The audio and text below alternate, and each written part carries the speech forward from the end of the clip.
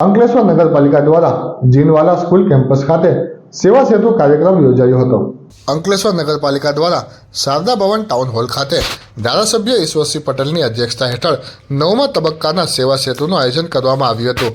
જેમાં જિલ્લા કાનૂની સેવા સત્તામંડળ ભરૂચના ચેરમેન ડીબી તિવારી ઉપસ્થિત રહ્યા હતા અને તેઓના હસ્તે સખી મંડળની બહેનોને ચેકનું વિતરણ કરવામાં આવ્યું હતું। કેન્દ્ર અને ગુજરાત સરકારની વિવિધ યોજનાઓના લાભ લાભાર્થીઓને એક જ સ્થળે મળી રહે તેવા હેતુ સાથે રાજ્યમાં સેવા સેતુ કાર્યક્રમો યોજવામાં આવી રહ્યા છે।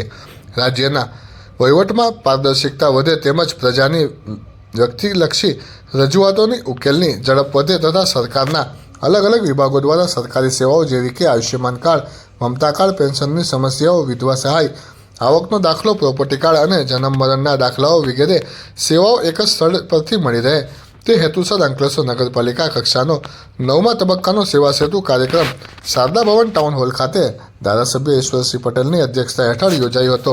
જેમાં જિલ્લા કાનૂની સેવા સત્તામંડળ ભરૂચના ચેરમેન ડીબી તિવારી, નગરપાલિકા પ્રમુખ લલિતાબેન રાજપુરોહિત, મામલતદાર કરણસિંહ રાજપૂત ઉપસ્થિત રહ્યા હતા અને ધારાસભ્ય ઈશ્વરસિંહ પટેલ તથા